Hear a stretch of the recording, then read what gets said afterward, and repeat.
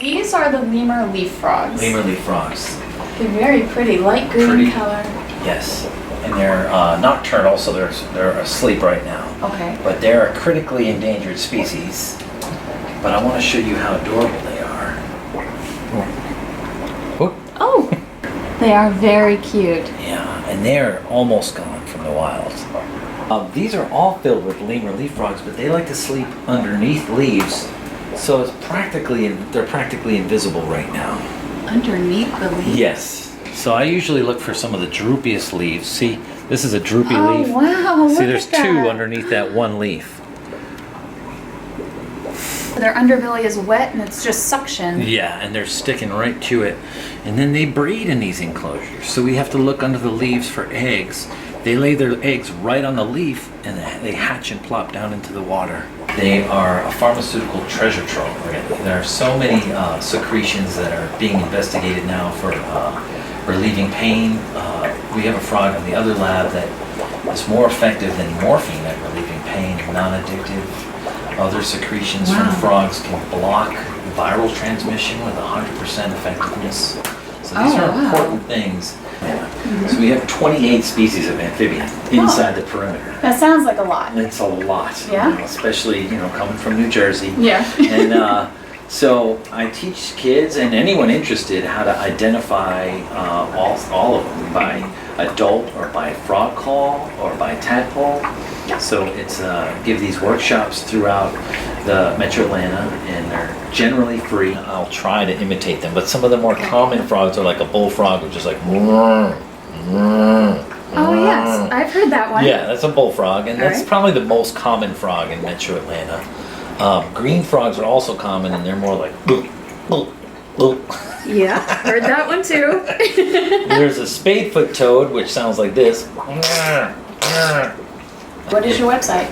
It's MAMP.us, so that's MAAMP, so Metro Atlanta Amphibian Monitoring Program. Okay. .us. And on that website is everything you could need to know about identifying Metro Atlanta amphibian. Can you teach me a few of those, the bullet points of how to identify?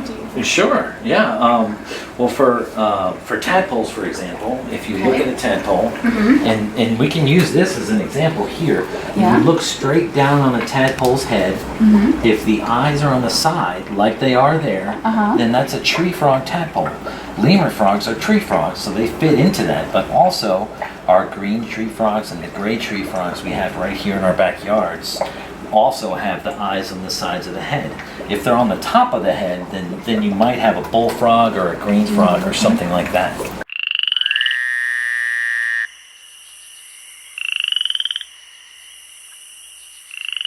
Mark is going to take us through the food section. This is the grocery store for all the frogs, all the bugs that they eat. Everything you want in your house. We have crickets, 2 species of fruit flies, that was sarcasm, and weevils, peanut weevils, bean weevils.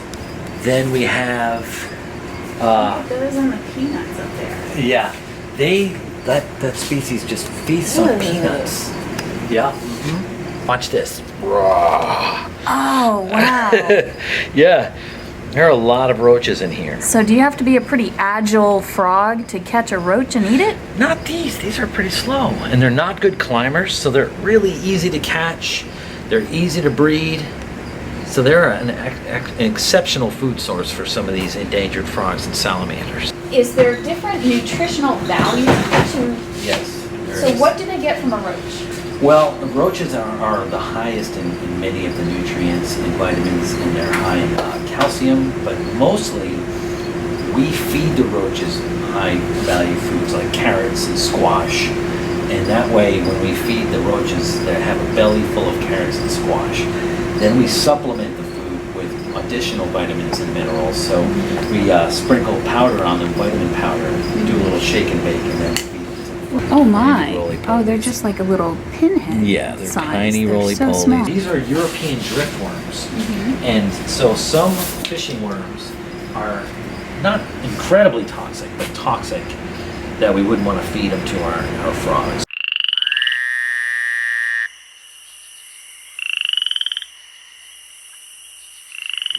This is Maribel. Now, Yeah. what type of turtle is this? This is an African spur-thigh tortoise. What does she eat? She's vegetarian. So her favorite foods are corn and squash. But she also eats a lot of leafy greens. She seems very curious. Yes. I think another star is born. Look, she's not shy. Look she's trying to get to that camera. Yeah, she is. Now, Mark, what's in here? Here we have a radiated tortoise.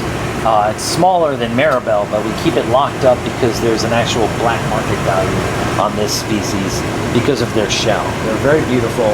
There are very few left in the wild, and they're worth thousands of dollars. Really? So on the black market, I mean, are we Black talking market. like 5,000, 10,000? I think closer to 10. I think. I'm not sure. I don't know how you can check prices on the black market, but the. What do they do with the shell? Well, they just make things out of it, so it never ends up good for the tortoise. Okay. But I thought I'd at least pull her out. If you want to hold her, you sure can. How beautiful. Oh, there we go. Yep. Wow, she is so pretty. So pretty. Beautiful animal. So beautiful. Considering there? Thank you.